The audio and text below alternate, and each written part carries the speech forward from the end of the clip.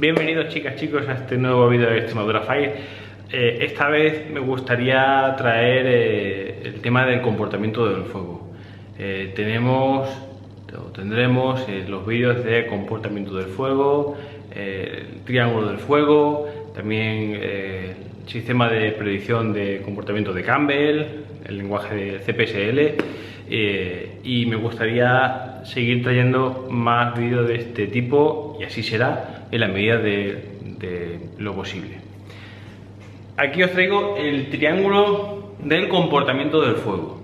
Principalmente tenemos que, para entender el comportamiento del fuego, hay tres factores que son actores principales y que se retroalimentan de otros tres triángulos.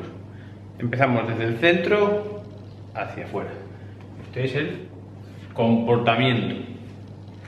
El comportamiento va a depender de la topografía, de la meteorología y de los combustibles que se encuentren ahí. Nosotros como bombero forestal, como combatiente, la topografía no la podemos modificar. La meteorología es lo que hay, tampoco podemos modificarlo. Pero los combustibles, ahí sí podríamos modificarlos. Pero no solamente vamos a enfocarnos en lo que sería el ataque, sino vamos a entender por qué los incendios adquieren la entidad que pueden llegar a adquirir y el porqué del comportamiento. En cuanto a topografía, sabemos que se divide en tres: la pendiente que exista, la exposición y la rugosidad. Por parte, la pendiente, vosotros sabéis que a medida que la pendiente, si tenemos un incendio en una zona horizontal, sabemos que la llama que puede producir, ¿vale? Esto sería una llama muy mal dibujada, sería más afilada. Vale, venga, así. La llama tiene dos características, que es la longitud de la llama y la altura de la llama. En horizontal, la longitud y la altura es la misma si no hay viento, ¿vale? Si no hay viento, pues es una hoguera que tiene su altura y su longitud es la misma. Sin embargo, si donde se está produciendo el incendio, imaginaos, tiene este ángulo y aquí tenemos un arbolito, un pinito y un ciprés, por ejemplo. Han salido muy feos, pero a ver. ¿Qué tipo de llama tendremos aquí? Tenemos a mayor pendiente, en principio, mayor longitud de llama. Si el incendio va quemando tal que así, imaginaos que además tengo viento a favor de pendiente. Pues la llama, que la base de la llama la tenemos aquí, tendremos una longitud. Esa es la longitud de llama. Pero la altura de llama es esta, aproximadamente. Es menor en pendiente y a lo mejor en llano, pero con mucho viento, tenemos esta llama. ¿Qué altura tiene esta llama? Pues tiene esta. ¿Pero qué longitud tiene esta llama? Mayor, porque tiene viento. Si es horizontal, si no hay viento y está en llano, altura y longitud es la misma. Si estamos en pendiente, la llama va a tener una altura, que será esta, pero va a tener una longitud mayor por lo general, ¿vale? Por eso, la pendiente, la rugosidad, la cantidad de piedras que haya, la cantidad de vaguadas que nos encontremos, eso es la rugosidad. También el modelo de combustible que existe allí no va a ser lo mismo un modelo 4 que un modelo 2, por ejemplo, de Rotterdam. Y la exposición. ¿Por qué es tan importante la exposición para darnos una topografía en cuestión? La exposición es importante porque cuando la ladera en el hemisferio norte, ¿vale? Cuando la ladera en la que está el incendio tiene orientación solana, que en el hemisferio norte viene siendo oeste, sur-suroeste, es la ladera en la que más horas está incidiendo el sol en verano. En el hemisferio sur es al contrario. En el hemisferio norte tenemos que la solana, al tener más horas de luz, la incidencia de los rayos sea más directa, además en verano. Tenemos un tipo de combustible, un tipo de vegetación que por lo general contiene menos humedad, porque está más expuesta también al sol. Si la exposición es solana, si tenemos mucha rugosidad y tenemos mucha pendiente, que tenemos un sitio que está caliente, que la vegetación es más heliófila, le gusta más el sol, y que la rugosidad nos da una dificultad para desplazarnos por ella. Todo esto hace que nos pueda ser más difícil avanzar por un incendio para nosotros, pero el fuego puede avanzar con mayor virulencia.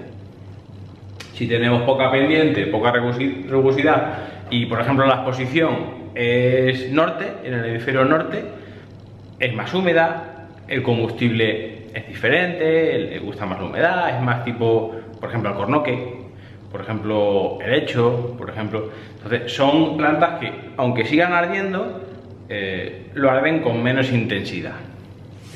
Por ahí la topografía. La meteorología. Vamos a desarrollar la meteorología. Me pongo aquí mejor. La meteorología es un conjunto entre el viento, la humedad relativa y la temperatura. La ley esta que se escucha del 30-30-30, que no es mentira, pero queda un poco coja. Tenemos un 30% menos de humedad relativa en el ambiente, que es el aire que está en el agua que está en suspensión.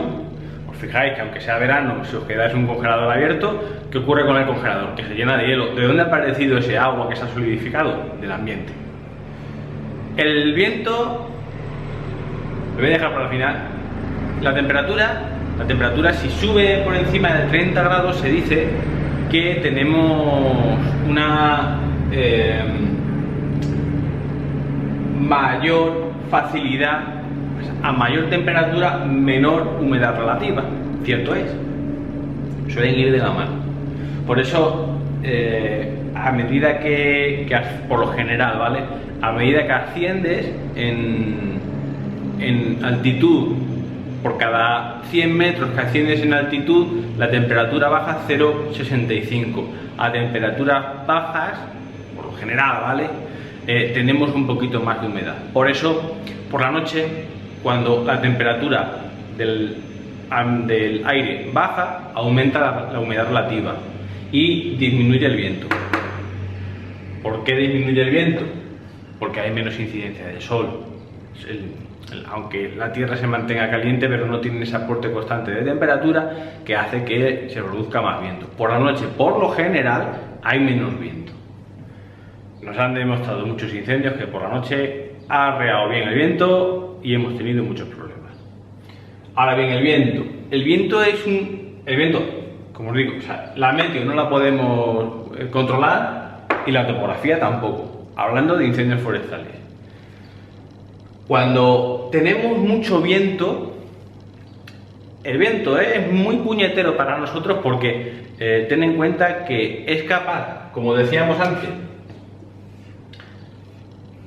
que si tienes mucha pendiente, tenemos nuestro pinito y imaginaos que esto es una zona llana y que aquí empieza una pendiente, una ladera.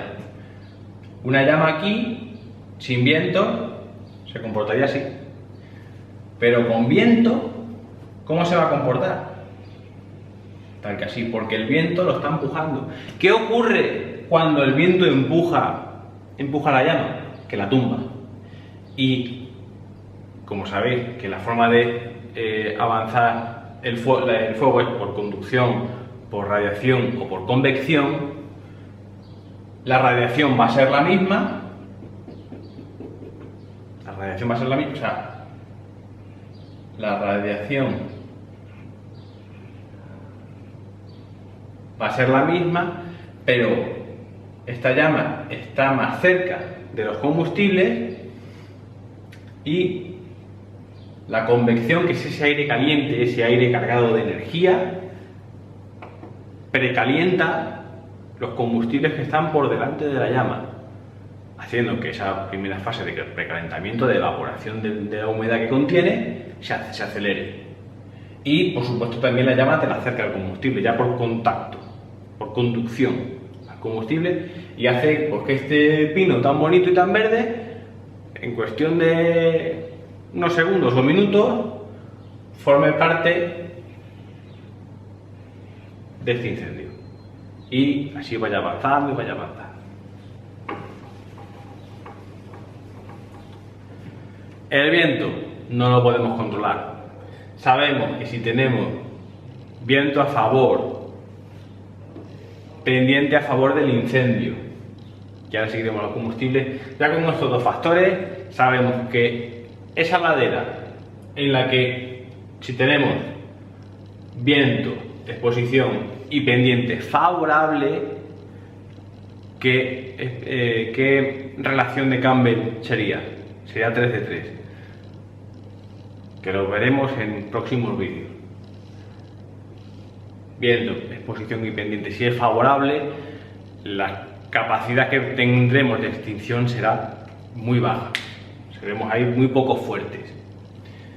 Sin embargo, si el viento no está a favor, la exposición tampoco está a favor y la pendiente tampoco está a favor, tendríamos alineación 0 de 3 y el fuego pues iría muy lentito y nos daría más opciones de poder combatirlo.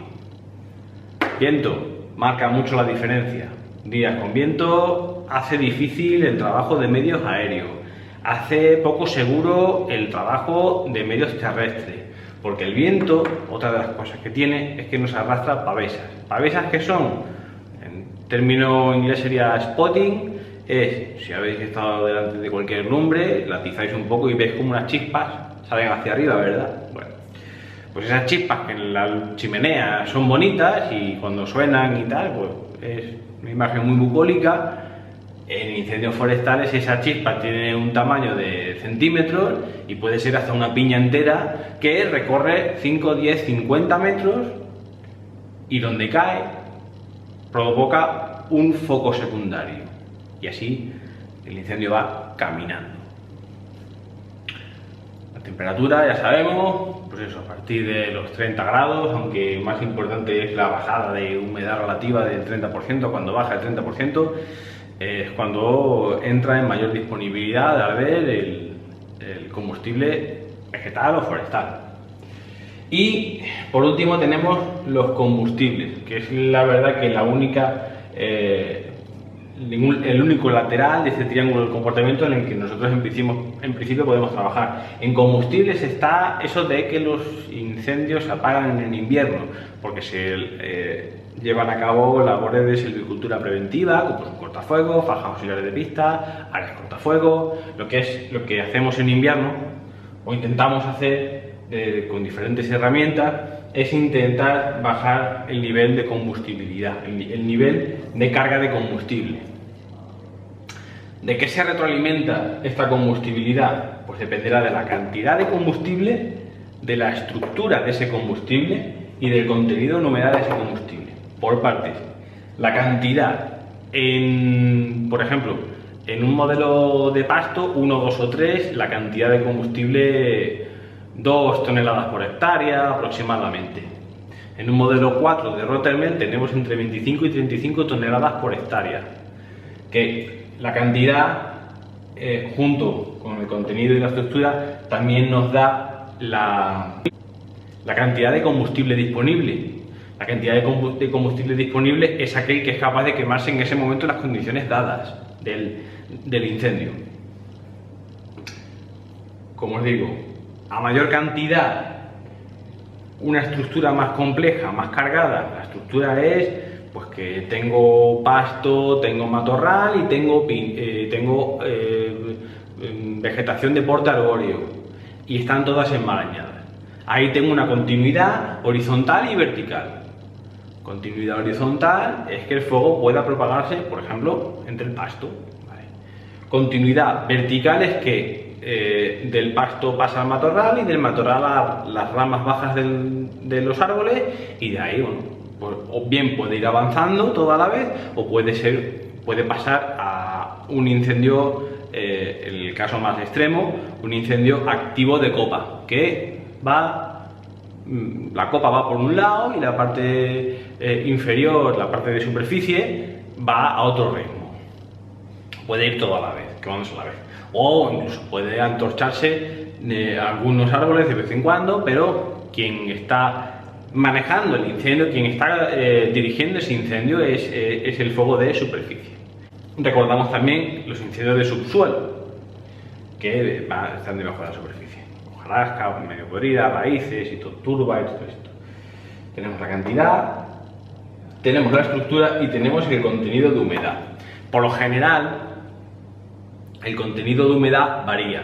A ver, hay plantas que pueden pasar de un 30% de humedad contenida dentro de ellos a un 300%. Si están en época de floración, si están echando brotes, pues tienen mucha más humedad. Con un 300% de humedad es complicado que arda. Pero bueno, como dice Héroes del Silencio, todo arde si le aplicas la chispa adecuada. Por debajo de un 30%, ya esta humedad que contiene ese combustible, ese vegetal, lo hace más propenso a que entren en ignición. Normalmente el combustible que se quema o por donde inicia el incendio o su principal alimento en los primeros estadios del incendio es el combustible fino muerto seco. Es ese combustible que está muerto, evidentemente, puede ser de origen de pasto, pueden ser acículas, pueden ser ramas que han caído al suelo y están secas, ¿no?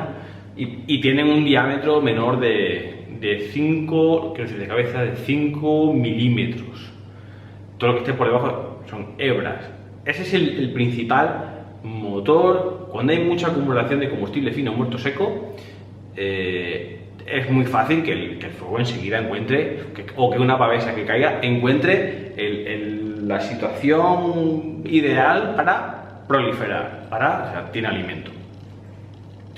Y esto es lo que principalmente atacamos en incendios. Bien, modificando el contenido de humedad, tirándole agua principalmente, la cantidad y la estructura cuando hacemos líneas de defensa, fajas cortafuegos, depende de la maquinaria que utilicemos, pero cuando nosotros queremos parar, sabemos que el viento no lo podemos parar, ni podemos bajar el viento, ni bajar la temperatura, ni aumentar la humedad relativa. No lo podemos hacer, no tenemos ese poder.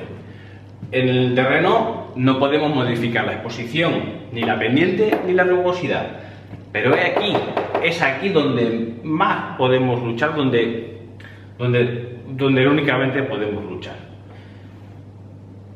Modificando el combustible. Por eso, si puedo traer al canal un mismo modelo de combustible, una misma, por ejemplo, el pasto, el rastrojo. Cuando tienes el pasto en pie, el incendio avanza de una forma. Si esa misma cantidad, esas mismas toneladas por hectárea, las pudiésemos aplastar, el incendio va más lento por lo general. Porque modificas ¿qué? Modifica la estructura. Ya termino con esto. Combustible, topografía y meteorología es lo que nos va a definir el comportamiento del incendio. Este vídeo he intentado que sea lo más corto posible y todo esto se irá desarrollando en diferentes vídeos.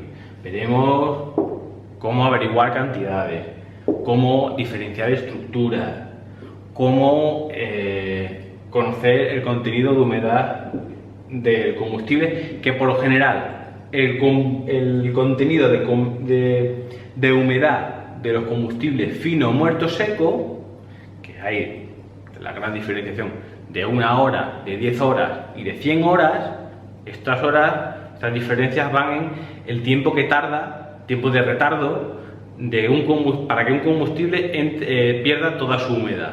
El pasto puede haber llovido por la mañana, que si ha habido un poquito de viento y un poquito de calor, sabes que en 2-3 horas ese combustible está en disponibilidad. Un troncón gordo que se ha caído y que combustible que tardaría más de 100 horas en perder la humedad que tiene dentro, porque todos los combustibles muertos en el mundo forestal tienen una capacidad higroscópica, una capacidad de captar la humedad reinante, la humedad que le rodea del ambiente, la humedad relativa. Y tanto tienen una facilidad para tomarla como tienen una facilidad para que se evapore, dependiendo de la temperatura que haga en el ambiente. El viento deseca mucho, acordaos, tiene una lavadora, el día que hace viento se seca en nada. Aunque si no hace viento, pero hace calor, tarda mucho más. Si hace calor y hace viento, la humedad relativa será baja, entonces el ambiente le chupa esa humedad. Y hasta aquí este vídeo de comportamiento. Cualquier duda que tengáis, me las mandáis por email, sobre todo la comentáis aquí en el vídeo. Y así seguimos comentando. Si os ha gustado, manita arriba. Si os ha gustado muchísimo, suscribir para poder ver más vídeos. Y si no os ha gustado, pues manita abajo. No pasa ni tampoco nada, que hay que mejorar. Bueno, un saludo grande a todos. Muchas gracias por ver el vídeo. Espero que os haya servido. Hasta luego.